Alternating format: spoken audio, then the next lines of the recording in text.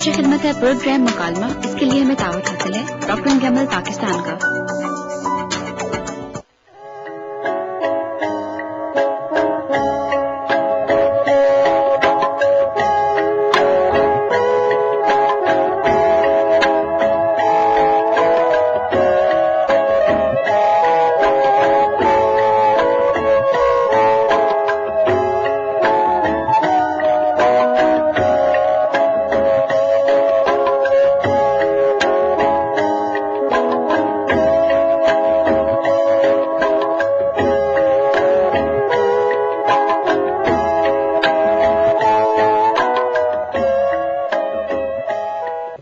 رب العالمین والصلاة والسلام علی محمد الامین اعوذ باللہ من الشیطان الرجیم بسم اللہ الرحمن الرحیم۔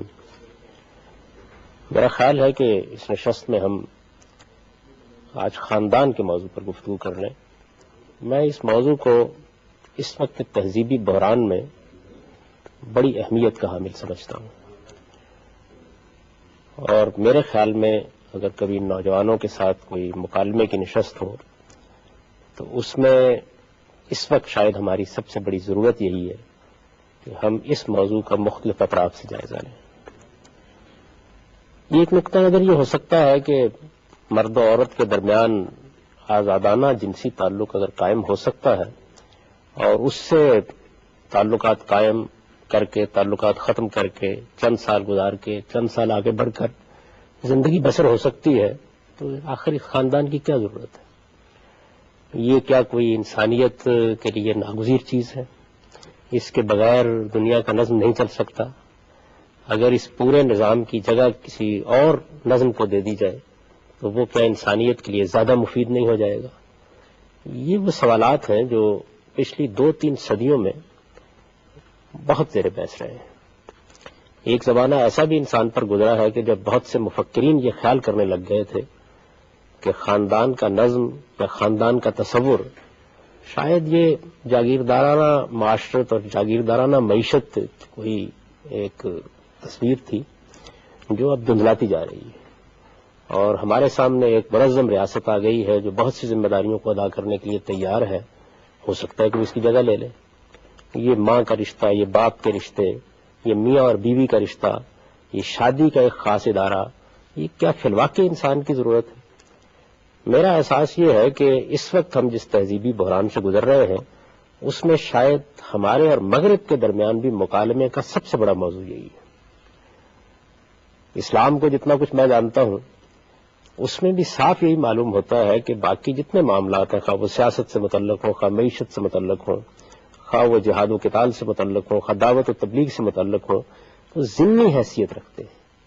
جس چیز کو اللہ تعالیٰ بڑی تفصیل کے ساتھ قرآن مجید میں موضوع بحث بنا رہے ہیں وہ یہی خاندان اور معاشرت کا مسئلہ ہے۔ اس کی اتنی اہمیت کیوں ہے؟ ہماری زندگی سے اس کا کیا تعلق ہے؟ اگر خاندان کا نظم کسی اختلال اور کسی انتشار کا شکار ہو جاتا ہے تو اس سے کیا قیامت ٹوٹ پڑے گی؟ یہ میرے نزدیک نوجوانوں کے مابین اس وقت سب سے بڑھ کر موضوع سخن ہونا چاہیے، موضوع گفتگو ہونا چاہیے۔ میرا خیال یہ ہے کہ آپ لوگ بھی اس مسئلے کے بارے میں ضرور آپس میں ملتے ہوں گے، غور کرتے ہوں گے، بات چیت کرتے ہوں گے، اس کی مختلف جہتوں کے بارے میں آپ لوگوں کی کچھ آراء بھی ہوں گی، اور خاندانی نظام اس وقت جس بحران سے دوچار ہے اس کے کچھ اثرات بھی آپ اپنے اوپر، اپنی معاشرت پر محسوس کرتے ہوں گے۔ ان کو مختلف پہلوؤں سے اگر موضوع بحث بنایا جائے اور اس میں یہ بھی جاننے کی کوشش کی جائے کہ ہم جس دین کے ماننے والے ہیں، جو ہمیں اللہ تعالیٰ کی طرف سے دیا گیا ہے، جسے خدا کی ہدایت کہا جاتا ہے، جو پیغمبروں کے ذریعے سے ملی ہے، جو ہمارے پاس قرآن مجید کی صورت میں موجود ہے، رسالت میں آپ صلی اللہ علیہ وسلم کی سنت کی صورت میں موجود ہے، وہ کیا نقطہ نظر اس معاملے میں ہم کو دیتی ہے؟ اگر قرآن مجید نے اس کو اس طریقے سے موضوع بحث بنایا ہے تو کس کس پہلو سے اس کو اہمیت دی ہے، اور کیا قوانین ہیں جو اس میں موضوع بحث بنائے جا سکتے ہیں؟ خاندان کی اہمیت، خاندان کا مقام، خاندان کا اس تہذیبی بحران میں کردار، خاندان کے بارے میں ہمارے رویے، دنیا کے لیے اس کی ضرورت یا انسانیت کے لیے اس کی ضرورت، اس کو اگر ہم مختلف پہلوؤں سے دیکھ لیں تو اس کے بعد پھر اس سے کچھ ضمنی سوالات پیدا ہوتے ہیں۔ ان کو بھی میرا خیال یہ ہے کہ اگلی نشستوں میں ہم موضوع بحث بنائیں گے، تو اس وقت آپ حضرات اس پہ گفتگو شروع کر سکتے ہیں۔ جو سوالات آپ کے ذہنوں میں ہونے سامنے لائیے، اس کا جائزہ لیتے ہیں اور دیکھتے ہیں کہ کن کن پہلوؤں سے ہم اس موضوع کا احاطہ کر سکتے ہیں۔ بات شروع کریں کہ آیا خاندان کی جو بنیاد ہے، اس کا اسٹرکچر ہے، وہ اس میں افراد کی کیا تشکیل پاتے ہیں، کس طرح سے، یعنی میاں بیوی اور بچے، یہاں تک خاندان کی اہمیت کے بارے میں زور دیا گیا ہے، یا یہ کتنی نسلوں تک آگے چلتا ہے یا کتنی نسلوں تک پیچھے سے خاندان کی اہمیت، اس کی بائنڈنگ جو ہے، اس کی اہمیت ہے، اس کے بارے میں پہلے تو آپ کچھ ارشاد فرمائیں کہ کیا یہ ایک فیملی کے بارے میں ہے؟ دیکھیے جی، بات یہ ہے کہ خاندان کی ابتدا تو اصل میں ایک مرد و عورت کے اس فیصلے سے ہوتی ہے کہ وہ اب میاں اور بیوی کی حیثیت سے زندگی بسر کریں گے۔ اس کا ایک لازمی نتیجہ ہے، وہ یہ ہے کہ اولاد ہو جائے گی۔ اگر اولاد ہوتی ہے تو پھر باپ کا، ماں کا، بہنوں کا، بھائیوں کا رشتہ وجود میں آ جاتا ہے، اور جب یہ رشتے وجود میں آ جاتے ہیں تو پھر یہ کچھ دوسرے رشتوں کو جنم دے دیتے ہیں، تو اس سے خاندان میں وسعت آنی شروع ہو جاتی ہے۔ بنیادی طور پر اگر آپ دیکھیں تو یہ رشتوں اور تعلقات کی ایک دنیا ہے جس میں کچھ حقوق بن جاتے ہیں، کچھ فرائض بن جاتے ہیں، کچھ ذمہ داریاں ہمارے اوپر عائد ہو جاتی ہیں، کچھ اس کے آگے اس کا کچھ نصب العین بن جاتا ہے جس میں سب لوگ مل کر کردار ادا کرتے ہیں۔ اور پھر اس کے بعد جب آپ مزید آگے بڑھتے ہیں تو اس کا بڑا تعلق اس سے ہے کہ آپ کا تمدن کیسا ہے۔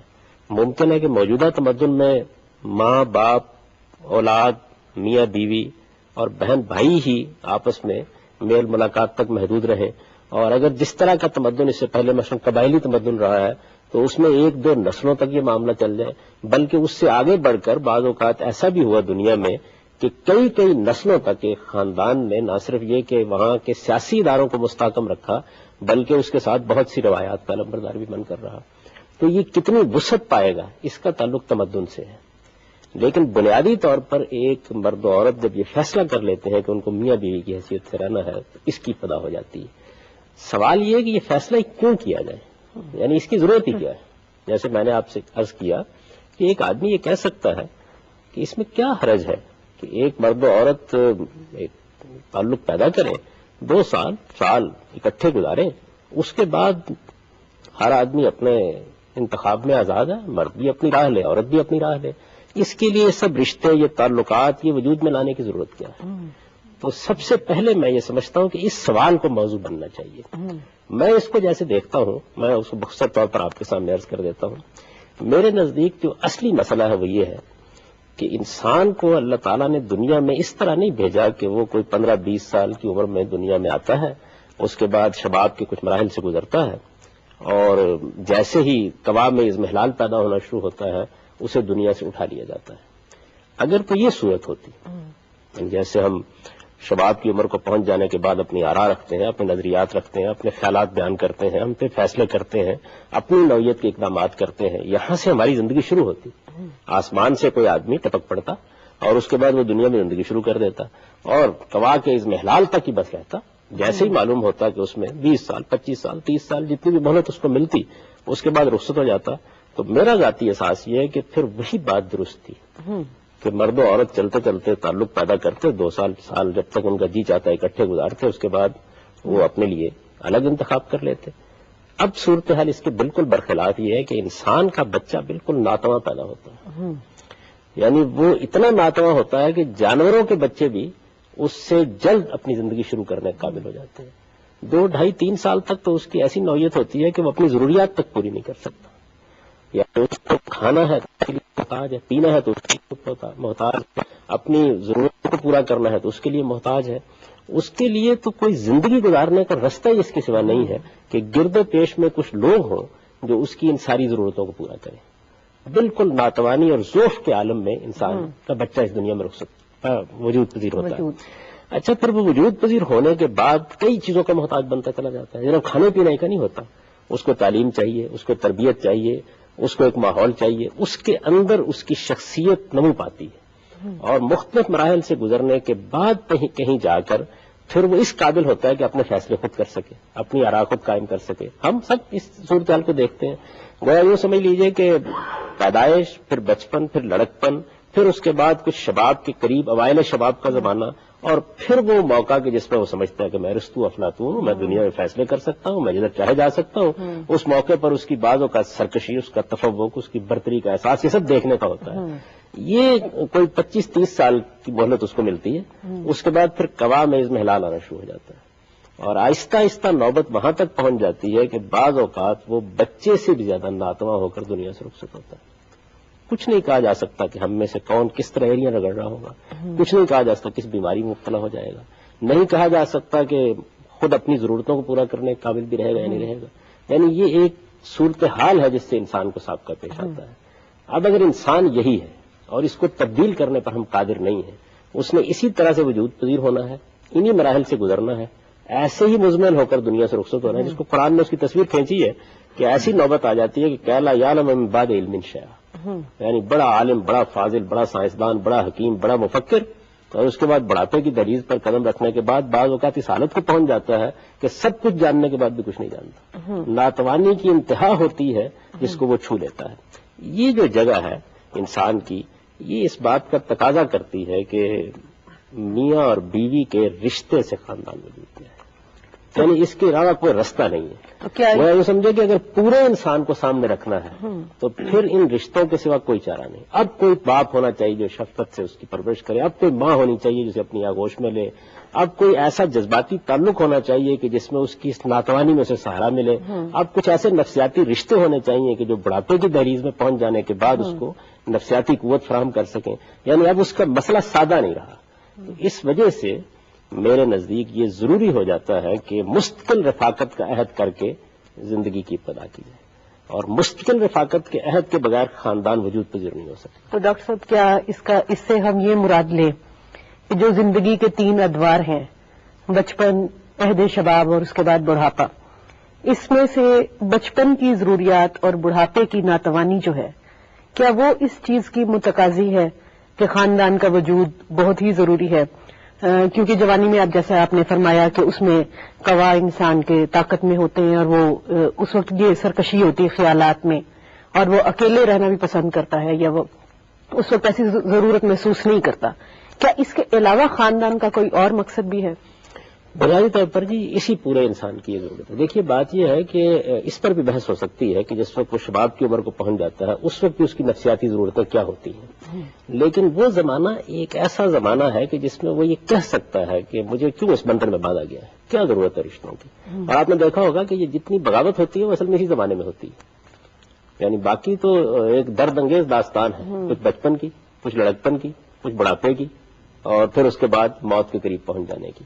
یہ زمانہ ہوتا ہے. اس پر بھی ہم اگر گفتگو کریں تو یہ حقیقت ہے کہ انسان اس شباب کا یہ زمانہ بھی، جب وہ بہت علو مرتبت کے مقام پر ہوتا ہے، جب وہ دنیا کو فتح کر رہا ہوتا ہے، جو وہ دنیا کے اندر اپنے علوم و فنون کی روشنی بکھیر رہا ہوتا ہے، جب ایک پوری دنیا اس کی باتیں سننے کے لیے آمادہ ہوتی ہے، وہ سائنسدان ہوتا ہے، وہ حکیم ہوتا ہے، وہ فلسفی ہوتا ہے، وہ شاعر ہوتا ہے، وہ کوئی بڑے سے بڑا کام بھی کر رہا ہوتا ہے، اس وقت بھی اس کے اندر ایک انسان موجود ہے کہ جس کی تسکین گھر کے اسی ماحول سے ہوتی ہے، جس کو نفسیاتی سہارا وہیں سے ملتا ہے، جو رشتے ہی کے دامن میں پناہ لیتا ہے. وہ جس کو شاعر مشرق نے بیان کیا نا کہ علم کی سنجیدہ گفتاری، بڑھاپے کا شعور، صحبت مادر میں طفل سادہ رہ جاتے ہیں. تو اس مرتبے اور اس مقام پر پہنچنے کے بعد بھی کوئی آغوش درکار ہوتی ہے کہ جہاں آدمی سہارا لے سکے، کوئی کندھا درکار ہوتا ہے جس پر آدمی سر رکھ سکے، کوئی سینہ درکار ہوتا ہے جس سے آدمی لپٹ سکے، اور کوئی جگہ ہوتی ہے کہ جہاں آدمی رو سکے بیٹھ کر. یہ ساری ضرورتیں اس کے بعد بھی ہوتی ہیں. تاہم یہ زمانہ ایسا ہے کہ جس میں کوئی فلسفی بحث کر سکتا ہے ہمارے ساتھ، وہ یہ کہہ سکتا ہے کہ آپ ہماری آزادی پر کیوں یہ قدغن لگا رہے ہیں، یعنی کیا ضرورت ہے اس کی کہ مستقل رفاقت کے عہد کر لیے جائے، میاں اور بیوی کا تعلق وجود میں آئے، اس میں حقوق اور فرائض پیدا ہو جائیں، کسی کی برتری ماننی پڑے، کسی کے نیچے رہنا پڑے. یہ آپ کیوں تقاضے کر رہے ہیں ہم سے؟ اس زمانے میں انسان یہ ساری باتیں کر لیتا ہے، لیکن اگر پورے انسان کو آپ سامنے رکھیں تو پھر اس کے بعد اس کے سوا کوئی چارہ نہیں کہ کوئی ایسا نظم وجود میں لایا جائے. اگر وہ خاندان نہیں ہے تو پھر دنیا کو بتانا چاہیے کہ اور کیا ہو سکتا ہے، کہ جو پورے انسان کے ذہنی، نفسیاتی، جسمانی، معاشرتی تقاضوں کو پورا کر سکے. اس کے علاوہ کوئی راستہ پھر سمجھ میں نہیں.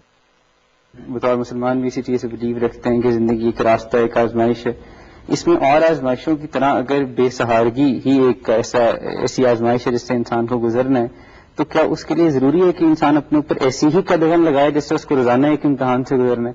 اور پھر ہم یہ بھی دیکھتے ہیں ہماری سوسائٹی میں بھی خاندان ہر جگہ پر ایک سہارے کا کام نہیں دیتا، بلکہ آج کی تو ہم سوسائٹی میں دیکھتے ہیں، ہم نوجوان جب آپس میں گفتگو کرتے ہیں تو یہ اندازہ ہوتا ہے خاندان بلکہ بعض اوقات پرابلمس کا باعث بن جاتا ہے، ساتھ رہنا اجتماعیت ہی انسانیت کا مسئلہ لگنا شروع ہو جاتی ہے.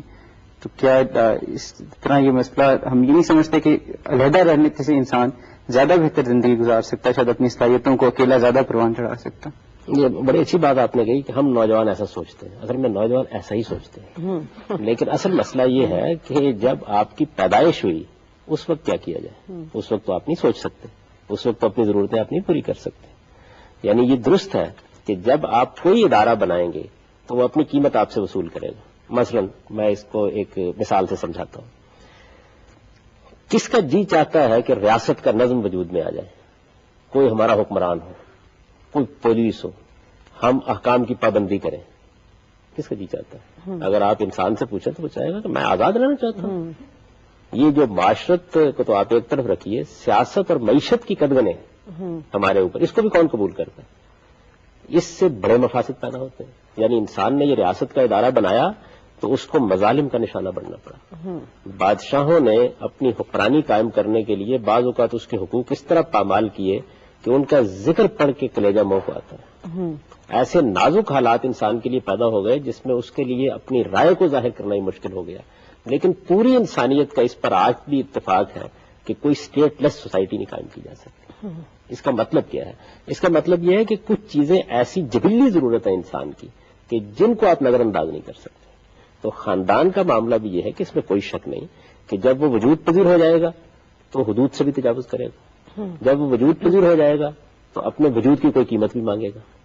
اور اس میں چونکہ انسانوں کو ایک دوسرے کے ساتھ معاملہ کرنا ہے تو اب ان کے خیالات، ان کے جذبات، ان کے تصورات، ان کے احساسات، یہ سب ہم پر اثر انداز ہوں گے. اور اس میں حدود سے بہت جگہوں پر تجاوز ہوگا. انسان کا معاملہ یہ ہے نا جی کہ ایک طرف اس کے اندر جذبات ہیں، خواہشات ہیں، رغبات ہیں، شہوات ہیں، دوسری جانب اس کی عقل ہے. ان دونوں کے درمیان توازن پیدا کرنے ہی کو اس کا بڑا امتحان بنایا گیا اور اس میں وہ زیادہ تر ناکام ہوتا ہے. یہ ٹھیک ہے بالکل، لیکن اس کا حل اور ہے ہی کوئی نہیں اس کے پاس. یعنی صورتحال یہ نہیں ہے کہ اگر خاندان کا ادارہ نہیں تو ہم یہ کر لیں گے. بچے کو پیدا ہونے کے بعد کہاں لے جائیں گے؟ بوڑھے کو بڑھاپے کی دہلیز پر داخل ہو جانے کے بعد کدھر پھینکیں گے؟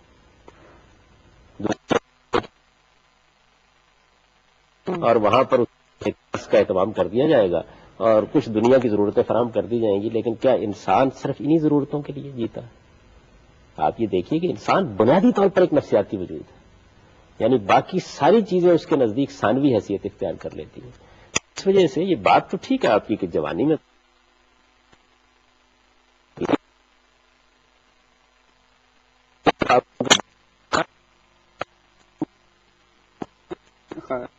حوالے سے بات کی، اس سے بھی تو یہ سوال اٹھتا ہے کہ مغرب نے ہمیں ایک ماڈل پیش کیا، وہ صحیح ہو یا غلط ہو، وہ یہ کہ آپ فرد کی آزادی کو اصل میں قدر مانیں گے. اور جب میں آپ کے کروں گا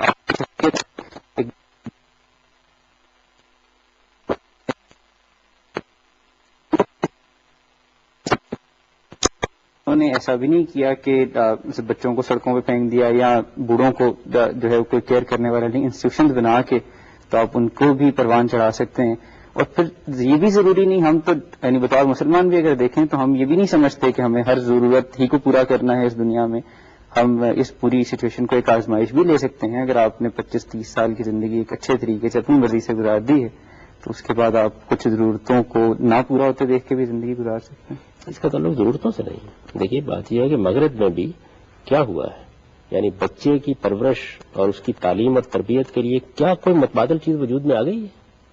بڑھاپے کے دنوں کو گزارنے کے لیے کیا واقعی مسئلے کا حل تلاش کر لیا گیا ہے؟ یعنی یہ بات کہ ریاست ہے. اب آپ جو اگلی بات کر رہے ہیں وہ یہ کہ ریاست کو کن حدود میں کام کرنا چاہیے. یہ بات ہم یہاں بھی کر سکتے ہیں کہ خاندان کو کن حدود میں کام کرنا چاہیے. لیکن جس طریقے سے ریاست کے بارے میں اگر یہ گفتگو کی جائے کہ اس کو ان حدود میں کام کرنا چاہیے تو اس سے اس کے وجود کی نفی نہیں ہوتی. بالکل اسی طریقے سے یہ ٹھیک ہے کہ خاندان کا ادارہ بعض اوقات مسائل پیدا کرتا ہے، لیکن وہ تو ہر ادارہ پیدا کرے گا. اصلی سوال یہ ہے کہ کیا خاندان کے ادارے کو ختم کر دیا جائے؟ یہ ہے سوال. کیا ریاست کے ادارے کو ختم کر دیا جائے؟ جو بات میں عرض کر رہا ہوں یہ ہے کہ خاندان کا اظہارہ بالکل اسی طرح ہماری ضرورت ہے جس طرح ہوا اور پانی ہماری ضرورت ہے. اب ہوا اگر تھوڑی دیر کے لیے فرض کر لیجئے کہ آلودہ ہو گئی ہے اور پانی اگر پینے کے قابل نہیں رہا تو اسے صاف کیا جائے گا. یعنی انسان کے اندر جو پیاس کی جبلت ہے اس کو ختم نہیں کیا جا سکتا. تو میں یہ محسوس کرتا ہوں کہ خاندان کا ادارہ اصل میں جبلی تقاضا ہے. یعنی انسان اپنے وجود ہی سے اس کو ناگزیر طور پر چاہتا ہے. اب جب اس کو چاہتا ہے تو اس کے بعد اب دیکھیے کہ باپ اپنے حدود سے تجاوز کر گیا, ماں نے اپنے حقوق کے معاملے میں کوئی غلط رویہ اختیار کر لیا, بحیثیت مجموعی پورا خاندان بنا اور وہ آپ کے لیے طرح طرح کے مسائل پیدا کرنے کا باعث بننے لگ گیا. یہ معاملہ جو ادارہ آپ بنائیں گے اس میں پیدا ہو جائے گا. کی جہاں بات آتی ہے وہاں پہ آپ کے ذہنی اور قلبی تعلقات بہت زیادہ ہوتے ہیں. تو جب ہم لوگ اس طرح سے بات کرتے ہیں کہ جب ہم کوئی ادارہ قائم کرتے ہیں وہ ظاہری بات ہے ہمیں تکلیف بھی ہوتی ہے اس سے کچھ, اور کچھ باتوں سے ہم خوش بھی ہوتے ہیں, لیکن ہم ان کو اس طرح سے پن پوائنٹ نہیں کرتے جس طرح اگر ہمارا کوئی خاندان کا شخص ہمیں تکلیف دے رہا ہے, جس طرح اس کی بات ہمیں بری لگتی ہے, کسی بھی ادارے کی بات اس طرح سے آپ کو بری نہیں لگتی یا وہ آپ کے دل پہ اس طرح سے انداز نہیں ہوتی. اس بارے میں آپ کیا کہتے ہیں؟ دیکھیے یہ خود اس بات کی دلیل ہے کہ خاندان کے ساتھ ہم کتنے متعلق ہوتے ہیں. یعنی ادارہ ہماری زندگی کے صرف ان پہلوؤں کو بعض اوقات دیکھ رہا ہوتا ہے جو مثال کے طور پر ہماری معاش سے متعلق ہے, یا زیادہ سے زیادہ یہ کہ اجتماعی زندگی کا کوئی شعبہ ہے جس سے متعلق ہے. خاندان ایک ایسا ادارہ ہے جو ہماری پوری شخصیت کا احاطہ کر رہا ہوتا ہے, اور میں نے جس طرح کی عرض کیا سب سے بڑھ کر وہ ہمارے نفسیاتی وجود کا احاطہ کر رہا ہوتا ہے. اسی وجہ سے ہم اس کے معاملے میں حساس بھی زیادہ ہوتے ہیں, ہمارا رد عمل بھی زیادہ شدید ہوتا ہے, اور کیونکہ اس سے رشتے وجود میں آتے ہیں, یعنی وہاں صرف تعلقات وجود میں آتے ہیں, وہاں صرف حقوق اور فرائض کی ایک دنیا ہوتی ہے عام اداروں میں, لیکن یہاں رشتے وجود میں آتے ہیں. رشتہ آپ دیکھیں اس لفظ پر غور کریں یہ کیا چیز ہے, یعنی ایک ایسا بندھن جس میں آپ بندھے ہوئے ہیں. یہ بالکل ایسے ہے کہ جیسے سانس کی ڈوری کے ساتھ آپ بندھے ہوئے ہیں. پانی اور بھوک کی ضرورت آپ کو لاحق ہوتی ہے, آپ اس کا کوئی متبادل نہیں تلاش کر سکتے. ویسے تو دیکھیں نا آپ کے انسان کو جب بھوک لگتی ہے تو وہ خیال کرتا ہے کہ اگر یہ نہ لگتی تو یہ مجھے جو بہت سی ذلتوں سے دوچار ہونا پڑتا ہے بچ جاتا ہے, اس سے محسوس کرتا ہے نا, لیکن وہ لگتی ہے. اب جب لگتی ہے تو پھر اس کو نظر انداز نہیں کیا جا سکتا, اس کے تقاضوں کا جواب دینا پڑے گا. میں جو بات عرض کر رہا ہوں وہ یہ ہے کہ خاندان بھی بالکل اسی طرح سے ہماری جسمانی ضرورت ہے, ہماری نفسیاتی ضرورت ہے, ہماری معاشی ضرورت ہے, ہماری تمدنی ضرورت ہے, ہماری تہذیبی ضرورت ہے. یعنی یہ ایسی ضرورت ہے کہ اس کے علاوہ ابھی کسی ادارے کا تصور نہیں کیا جا سکتا کہ وہ اس کی جگہ لے سکتا ہے. ڈاکٹر صاحب جیسا کہ ہم نے دیکھا کہ یہ موضوع اپنے اندر بڑی ہمہ رکھتا ہے اور اتنی اس پر گفتگو ہوئی پھر بھی کچھ تشکیل ہے. یہ کہ ہم نے اس موضوع پر اس نشست میں کافی گفتگو کر لی. آئندہ ہفتے بھی ہم کوشش کریں گے کہ اسی موضوع پر مزید گفتگو کریں اور یہ دیکھیں کہ اس کے اور کیا پہلو ہو سکتے ہیں. یہ میرے اور آپ نوجوانوں کے درمیان ایک مکالمے کی نشست ہے. اس کا یہ انداز نہیں ہے کہ مجھے کوئی لیکچر دینا ہے یا کسی چیز کے بارے میں اپنا نقطہ نظر محض بیان کرنا ہے. جو میں کہہ رہا ہوں اس کے اوپر آپ تنقید کیجئے, تبصرہ کیجئے, اس کے بارے میں مختلف نقطہ نظر پیش کیجئے اور ایک مکالمے کے انداز میں ہم دیکھیں کہ حقائق کس طرح سے سامنے آتے ہیں اور جو کچھ ہماری سوسائٹی میں یا معاشرے میں ان چیزوں کے بارے میں سوچا جاتا ہے ان کے بارے میں نوجوان کیا نقطہ نظر رکھتے ہیں اور ہم ان کے جواب میں کیا کہہ سکتے ہیں. پھر ہم یہ بھی دیکھیں گے کہ اللہ تعالیٰ نے جو ہدایت ہمیں دی ہے اس ہدایت کی روشنی میں ہم کس طریقے سے ان مسائل کے بارے میں اپنے زاویہ نظر کو بہتر کر سکتے ہیں. تو اس پر یہ گفتگو اسی طریقے سے جاری رہے گی.